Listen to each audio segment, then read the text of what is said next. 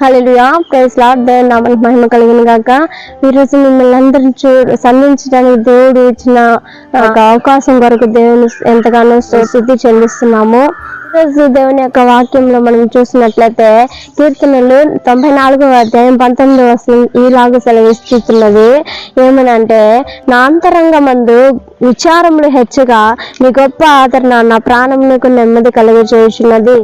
ఈ వాక్యంలో మనం చూసినట్లయితే మన అంతరంగమందు విచారణలు హెచ్చగా దేవుని యొక్క గొప్ప ఆదరణ అనేది మన ప్రాణములకు నెమ్మది కలుగజేస్తుంది అనేసి ఈ యొక్క వాక్యంలో చెప్పబడి ఉంటున్నది అనమాట.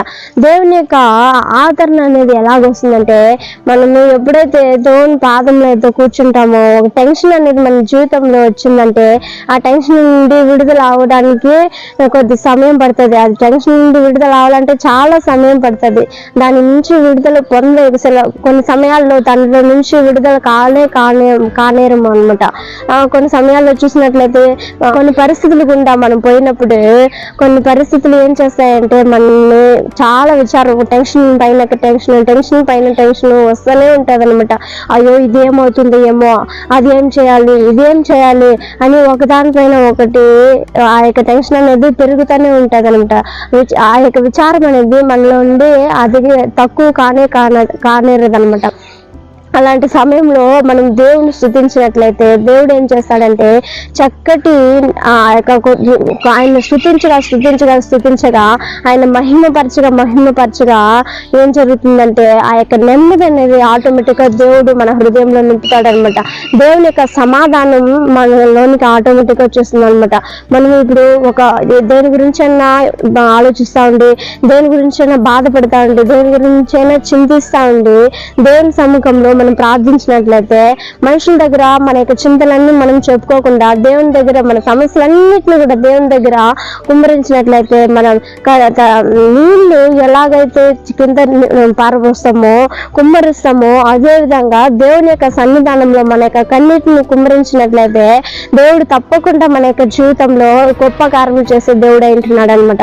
కీర్తనకారుడైన దావీదు యొక్క జీవితంలో మనం చూసినట్లయితే, దావీదు ఏం చేస్తున్నాడంటే, దావీదుకి విరోధంగా ఎవరో లేవలేదు శత్రువులు. తన యొక్క ప్రాణ స్నేహితులే, తర్వాత తన యొక్క కుమారుడు తనకు విరోధంగా లేచాడు. తర్వాత చూసినట్లయితే తన మామగారే తనకు విరోధంగా లేచినాడు. తనకు విరోధంగా తనతో కూడా ఉన్న వాళ్ళే లేచినప్పటికీ దావీదు ఏం చేస్తున్నాడంటే, ఒక్కొక్క రోజు దేవుని దగ్గర మొరపెట్టాడు. యేసయ్యా, నువ్వు నాతో కూడా రాయేసయ్యా, నాతో ఈ యొక్క బాధలను నన్ను విడిపించండి. ఆ యొక్క కీర్తనలు 94వ అధ్యాయంలో అదే వాక్యం రాయబడి ఉంటున్నది. నా హృదయం మందు విచారములు హెచ్చగా నీ గొప్ప ఆదరణ నాకు నెమ్మది కలిగి చేసినది అనేసి ఆ యొక్క వాక్యం చెప్తున్నది అనమాట. ఆ యొక్క విచారణ కలిగి అంతరంగ మందు హృదయంలో కలవరంతో నిన్న ఆ యొక్క స్థితి వచ్చినప్పటికీ కూడా దావీదు కలవరపడలేదనమాట. అయితే ఆ యొక్క ప్రతి ఒక్క పరిస్థితిని దావీదు ఏం చేసినాడంటే, దేవుని దగ్గర మనుషుల దగ్గరికి వెళ్ళి ఆ యొక్క సమస్యలను చెప్పుకోలేదు.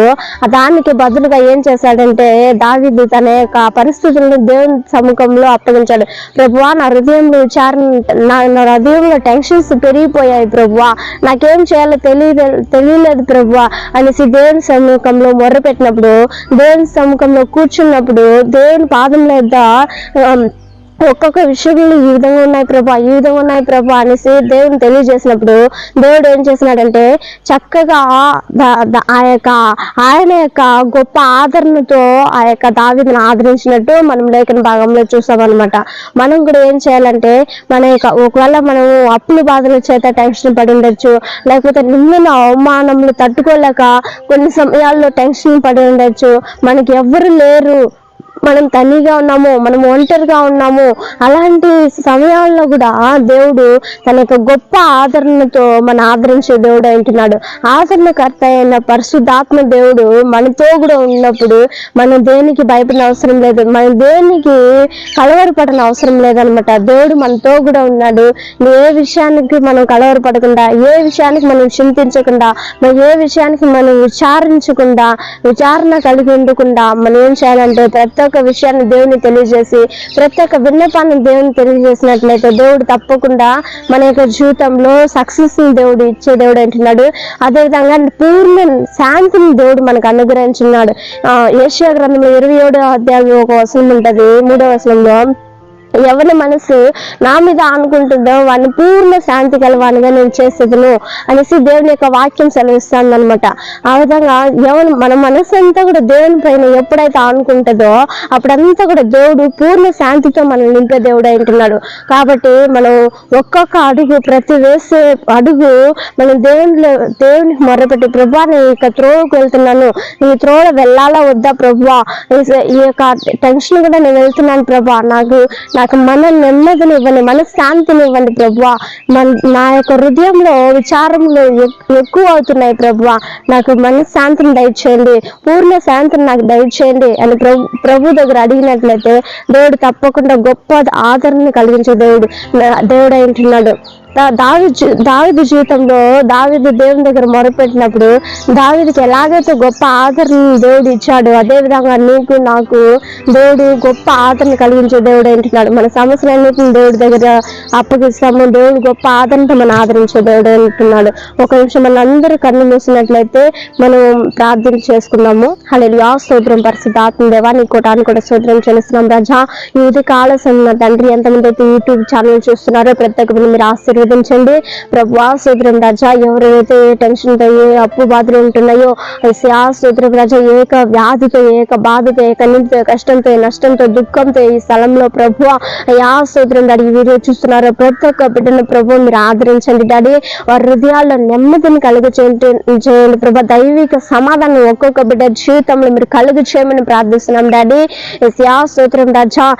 స్తోత్రం నీకు ఆదరణ కలిగించే మాటలు ప్రభా, నీకు ఉదయకాల సమయంలో మీరు మాతో మాట్లాడిన మాటల కొరకు స్తోత్రం చెల్లిస్తున్నాం డాడీ. ఒక్కొక్క బిడ్డతో డాడీ స్తోత్రం మీరు మాట్లాడిన విధానం కొరకు స్తోత్రం చెల్లిస్తున్నాం. ఉదయకాల సమయంలో ప్రతి ఒక్క వ్యాధిని స్వస్థపరచండి, వారి హృదయంలో ఉంటున్న విచారాలన్నింటినీ తొలగించి దైవిక సమాధానంతో నింపగలరని నమ్ముచున్నాం దేవా. స్తుతిగా మహిమనికే చెల్లిస్తూ నజరేయుని యేసు నామమున పొందుకొని ఉంటున్నాం తండ్రి, ఆమేన్. దేవుని నామానికి మహిమ కలుగును గాక. God bless you.